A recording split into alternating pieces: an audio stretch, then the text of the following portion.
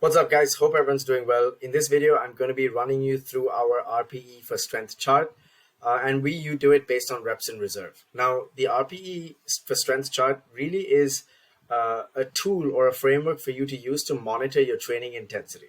Right now, when people start training, whether it's with us or just training in general, what often happens is they train with either too much intensity or too little intensity, right? And so this chart gives you a nice little way to determine where you are with your training intensity, right? Now I will explain maximal intensity, I will explain optimal intensity, and I will explain the intensity for your warm-up sets and intensity for your deloads, right? Now, we're going to start with the 10 out of 10 RPE. Now, 10 out of 10 RPE or 0 reps left in the tank means that after you finish your set, you could not do any more reps or you could not do any more weight. Now, going to a 10 out of 10 RPE is beneficial to test where you are with your strength, right? Or your ability to do work, right? And so basically, if you're testing your 1RM, you're going to a 10 out of 10 RPE, right? Maybe if you're testing a 5RM, you're trying to get to a 10 out of 10 RPE. Now, we don't want to do this too often for a couple of reasons. The 10 out of 10 RPE is also what we consider the injury zone, right? You're most likely going to get injured if you go to true failure, right? Most injuries happen there. And also movement breaks down generally when we approach total failure. Now, we have to be very cautious about when we go and test, right? We do not want to test too often, but we do want to test occasionally, but not frequently.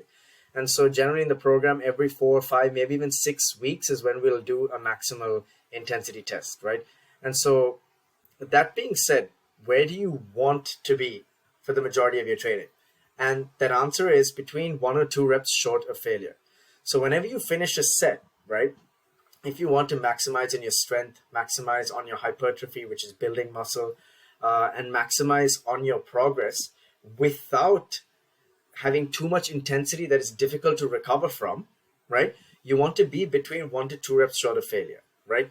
Now, from what the science is telling us, and also from what we have noticed training hundreds of people, is that going to 1 to 2 reps short of failure pretty much gives you the same results as going to 10 out of 10, right?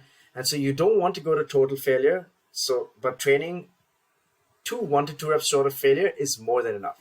So whenever you finish a set, what you want to be thinking is, if I had a gun to my head, right? I know it's a little extreme, but that's the kind of frame you want to put yourself in. If I had a gun to my head, how many more reps could I have truly done? And that answer should be between 1 or 2 reps short of failure. Now, determining that is a skill that you're going to have to develop if you're new to training, right? You're going to have to understand that feeling when it comes to squatting, when it comes to doing push-ups, when it comes to doing pull-ups, when it comes to doing, things like planks, when it comes to doing things like strict presses. All of these movements have slightly different stimuluses, and we all have slightly different strengths and weaknesses, and we can have different perceived exertions in all of these different movements. And so over time, you're going to understand what 1 to 2 reps short of failure feels with most movements, right? And now the thing about going 1 to 2 reps short of failure is we want to do that as often as possible. Now, in order to do that as often as possible, our nutrition has to be on point, our sleep has to be on point, our hydration has to be on point. And so obviously we're all human and we don't always have those 3 components bang on or executed well. And so it's not always going to be the case where we can do or go to 1 to 2 reps short of failure. And so there will be days that we come into the gym and you feel a little low in energy. And those days we want to reduce the perceived exertion or the reps in reserve, right? Because if we're under recovered, right, and we come into training, we're not going to be able to give as much. Now, ideally you walk in the gym and you can go 1 to 2 reps short of failure on every set, but that's unrealistic for 90% of the population. I would say 99% of the population. So how you want to go about it is, if you're feeling a little lower in energy, go ahead and bring your perceived exertion or your reps in reserve down a little bit. Go down to the 7 or the 7.5. Leave 2, 3, maybe even 4 reps in the tank on those days where you're not feeling so great. And on the days you're feeling good, you can go up to 1 or 2 reps short of failure. And that way you're monitoring your intensity and allowing yourself to pull back and allowing yourself or giving yourself a tool to be able to pull back on the intensity. Because if you're not sleeping, eating well, and hydrating well, and you come into the gym and you're stressed and your body is just not recovered, you want to be able to train, but pull back on your training a little bit so that you have that element of consistency in your training, right? I hope that makes sense. Obviously, you can always message us on Wodify or on a private Facebook group and ask us further questions based on this.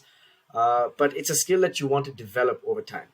Now, how do we do our warm-up sets? Now, when we're doing warm-up sets, we don't want it to tax our bodies. Really, what we're doing in our warm-up sets is we're doing sets at lower intensities, lower weights, right? And really slowing the tempo down and warming up our technique, warming up our muscles, warming up our joints, getting our brain ready for the movement that we are about to do. And when we're doing that, we don't want the stress of load on our body, right?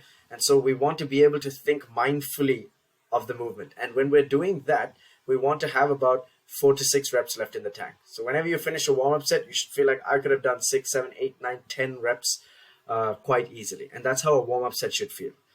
Now, that's pretty simple. So like if you know you're going to squat 100 pounds on your back squat for the day, I would do maybe a barbell, right? 45 pounds, 50 pounds, 60 pounds in your warm-up sets, and then slowly build up to your top sets or the weight that you're going to do.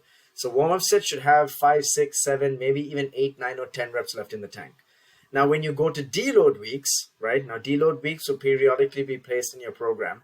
Or if you feel like your training intensity for 3 or 4 weeks has been really, really, really high, and you've been training hard, and you're feeling a little burnt out, you're feeling a little tired, or you're feeling a little under-recovered, all you got to do is go pull back and hang around that 7 to 7.5, maybe even the 6 to 7.5 zone, right? And so, in conclusion, 10 out of 10 RPE, you want to occasionally visit to test your strength. It is also what we refer to as the injury zone. So be very occasionally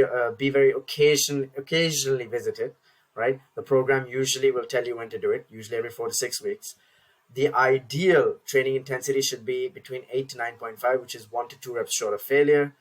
If you're doing warm-up sets, right, you want to have 4, 5, maybe 10 reps in the tank. If you're feeling slightly low in energy on the day, or if you're in a deload, you want to be hanging around between the 6 and 7.5 zone.